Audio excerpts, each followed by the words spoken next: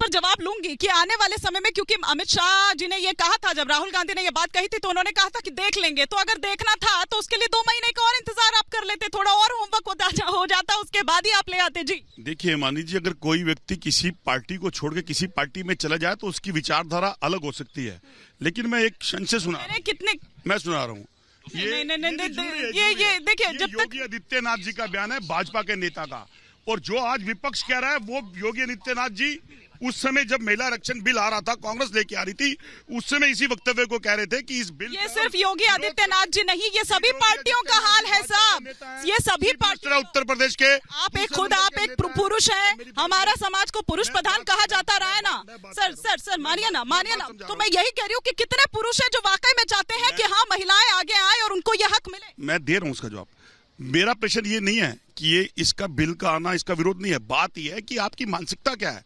जब आप सत्ता से अलग होते हैं तो आप कौवे को मोर कह देते हैं, और जब आप सत्ता पे आते हैं तो आप मोर को कौवा कहते हैं। अब जरा यही रुक जाइए, अब जरा नहीं, आपने कौवा और मोर की बात की, तो यही बात है कि जब आप थे, तो मैं वही कह रही हूँ कि तब आप वो क्लॉज डालना भूल गए, जिस क्लॉज का जप आज आप जप रहे हैं। किसकी वजह से?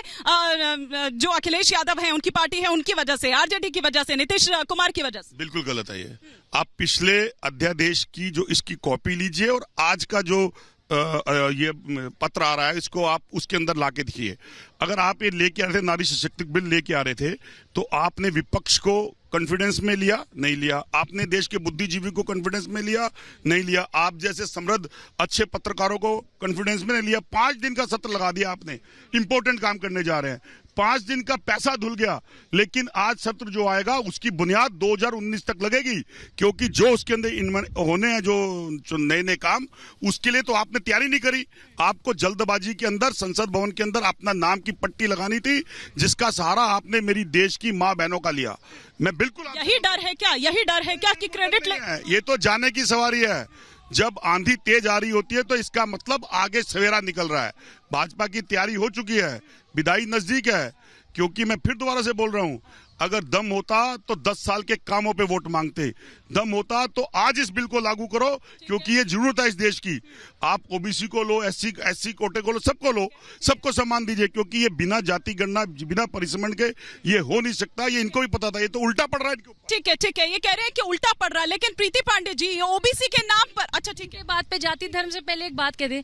प्रधानमंत्री एक ऐसे व्यक्ति हैं जिन्होंने चुनाव में जब ये गए, मैं तो बनारस से हूँ, हमारे सांसद भी है, जब ये मैनिफेस्टो लेके आए, उस मैनिफेस्टो में जितने पॉइंट्स, ऐसा लग रहा है जैसे एक क्रिकेटर खड़ा हो बल्ला लेके और धाएं जितनी मैनिफेस्टो में चीजें थी, एक के बाद एक वो पूरी करते जा रहे हैं। अगर प्रधानमंत्री जी की बात पे हिमानी जी कोई ये बात कहता है ना कि प्रधानमंत्री ने अपने प्रोमिसेस पूरे नहीं किए, ये हो ही नहीं सकता। आप राम मंदिर ले लीजिए, अनुच्छेद 370 ले लीजिए, आप जितने उनके प्रोमिसेस है, वो ट्रिपल तलाक ले लीजिए, एक के बाद एक पूरे हो रहे हैं। दूसरी चीज, जो लोग बार बार कह रहे हैं कि बिल अभी आया है, बिल अगर पास भी हो जाए तो लागू कब होगा? संविधान के हिसाब से 2026 के बाद ही डिलिमिटेशन हो सकती है। पहले सेंसस होगा, जनगणना होगी, फिर डिलिमिटेशन होगी, इसके बाद ही ये लागू हो सकता है। तो पूरे इतने बड़े देश का 130 करोड़ की जनता का सेंसस कराना, जनगणना कराना, डिलिमिटेशन कराना, ये बच्चों का खेल नहीं है। 3 से 4 साल वैसे ही लगेंगे और ज्यादा भी लग सकते हैं। 2002 में जो बदलाव किया गया है, उस बदलाव के हिसाब से 2026 के बाद अगर डिलिमिटेशन हो सकती है तो 2 से 3 साल तो लगेंगे ना लागू होने में।